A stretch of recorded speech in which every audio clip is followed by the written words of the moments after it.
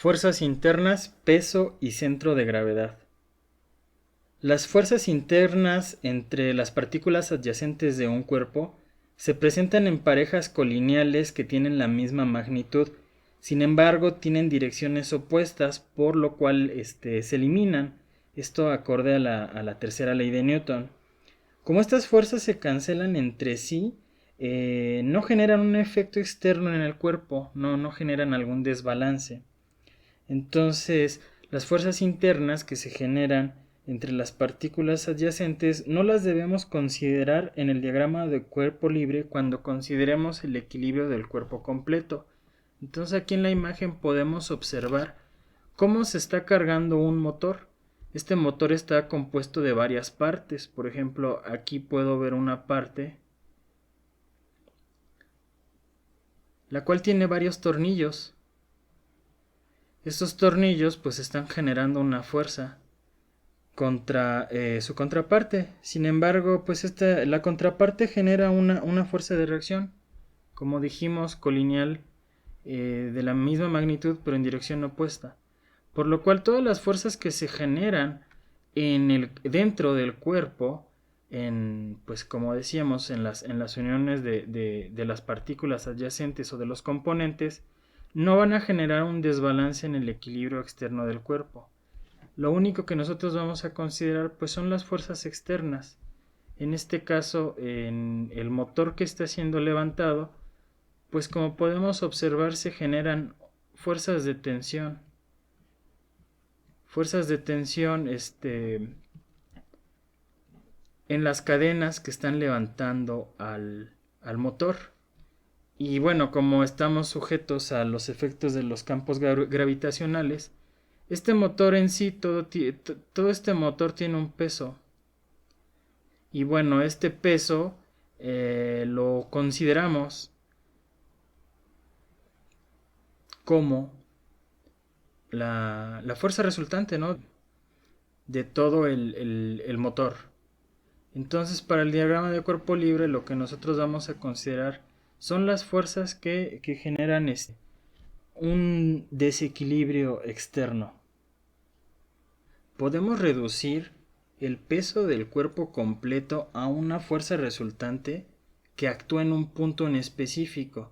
Bueno, la fuerza nosotros ya sabemos que esta fuerza resultante le llamamos peso, pero el punto en específico le denominamos el centro de gravedad. Entonces, el centro de gravedad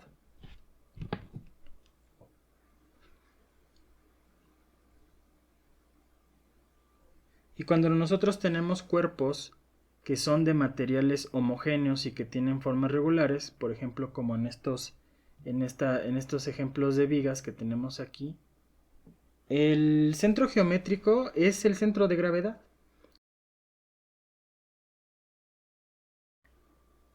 Modelos idealizados.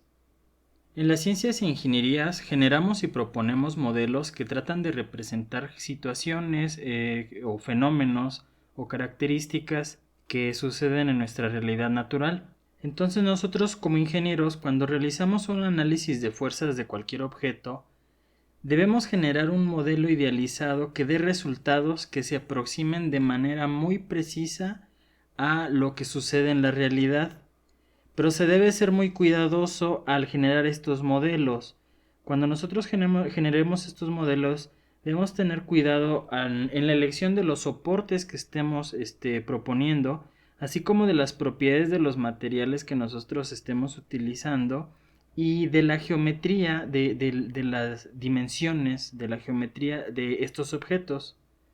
Y bueno, cuando nosotros tenemos un caso muy complejo, lo más común es realizar distintos tipos de propuestas, por ejemplo, en el modelo, considerando distintas situaciones de carga o etcétera. Vamos a revisar dos ejemplos de cómo idealizar modelos. En la figura número 1 tenemos una viga, esta que tenemos aquí. Esta viga está soportando 3 largueros y la viga va del punto A al punto B.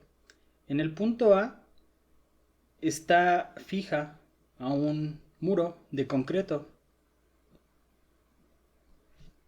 este muro de concreto restringe mi movimiento horizontal y restringe mi movimiento vertical.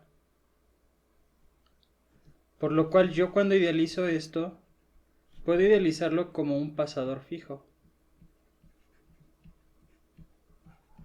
En el punto A, dado que voy a tener una reacción en X y una reacción en Y.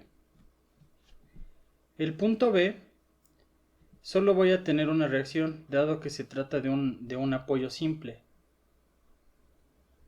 En este apoyo se permiten tanto los movimientos horizontales, en esta dirección, como el giro. Olvidé comentar que el apoyo de A también está sometido a un giro, por lo cual fue que supusimos el pasador fijo, dado que solo se restringen movimientos en X y en Y, más no algún giro.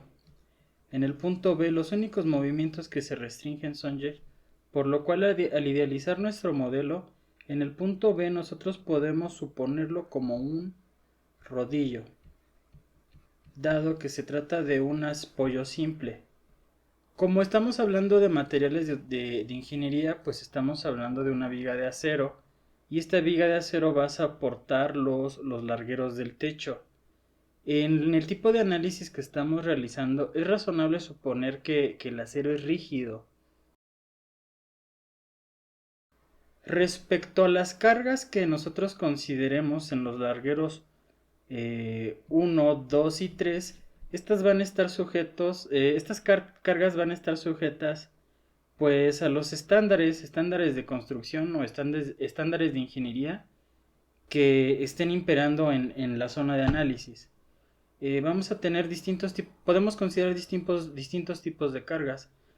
Podemos considerar, por ejemplo, de manera general, cargas muertas, que pues estas están suponiendo los pesos de los elementos, por ejemplo los largueros, que ya no van a cambiar. Podemos tener cargas vivas que pueden hacer suponer al movimiento de mobiliario y personas, etcétera, que va a suceder encima de estos largueros.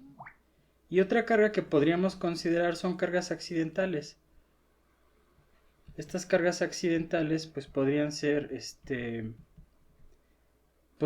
consecuencia de sismos o el viento, etcétera. Entonces estamos en un mundo dinámico donde tenemos vibraciones y en un caso, como comentábamos, en un caso más complejo, seguramente vamos a tener que hacer distintas suposiciones y dentro de estas distintas suposiciones, una de las suposiciones van a ser las cargas que nosotros vamos a considerar. Vamos a considerar distintas situaciones de carga para nuestros análisis más complejos. De manera general, el peso de la viga en nuestros análisis lo vamos a pasar por alto, no lo vamos a considerar, ya que estamos considerando que este peso de la viga es pequeño comparado con las cargas que está soportando. Entonces, en nuestra determinación en la estática, para nuestros ejercicios y problemas, no vamos a incluir los pesos de nuestros elementos estructurales, dado que el peso de la viga comparado con las cargas que están recibiendo, pues es muy pequeño.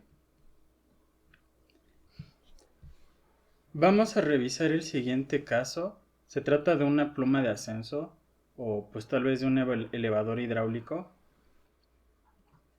Tal vez no se aprecia muy bien en la figura, pero tenemos aquí un soporte, una conexión que podemos nosotros representar a través de un pasador fijo en el punto A. Entonces en el punto A nosotros podemos idealizar la unión, esta conexión, como un pasador, dado que restringe movimientos horizontales y movimientos verticales. Sin embargo, el giro lo permite. Entonces, de esta manera, dado que el giro se permite, nosotros podemos suponer la conexión o el soporte del punto A como un pasador liso. La conexión de B a C la podemos nosotros suponer como un eslabón, por lo cual nosotros tendríamos una fuerza de reacción actuando sobre el mismo elemento. Y bueno, aquí aparece el centro de gravedad G. Entonces nosotros tendríamos que determinar cuál es el centro de gravedad de nuestra figura. Y la carga P, pues esta va a ser, como en el caso anterior, puede ser sujeto de varias consideraciones de carga. Podemos considerar desde el peso de una persona que va a levantar hasta todos los instrumentos y demás equipo que es necesario pues elevar. Entonces, en nuestro modelo idealizado suponemos soportes en los puntos de unión. Y es muy importante tener en mente que cada caso de estos que nosotros estemos presentando en sí representa la reducción de una situación práctica mediante supuestos simplificados. Entonces, realmente nosotros estamos tratando de realizar una idealización de nuestra realidad natural.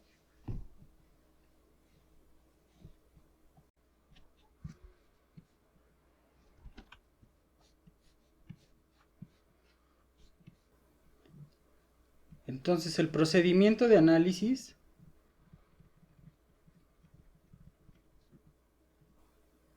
comenzamos trazando el contorno de nuestro cuerpo. Entonces tenemos que considerar al cuerpo de una manera aislada o libre. Entonces, aislado o libre.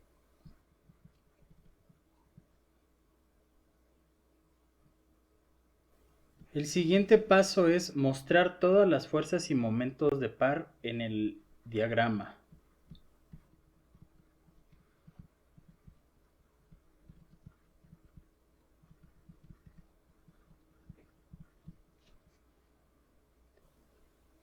Y bueno, estas se deben a las cargas que estamos aplicando,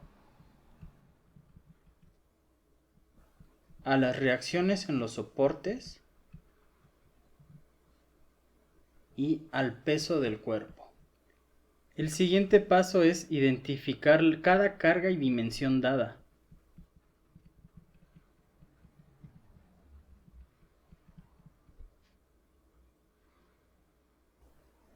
Por lo cual debemos marcar fuerzas y momentos conocidos.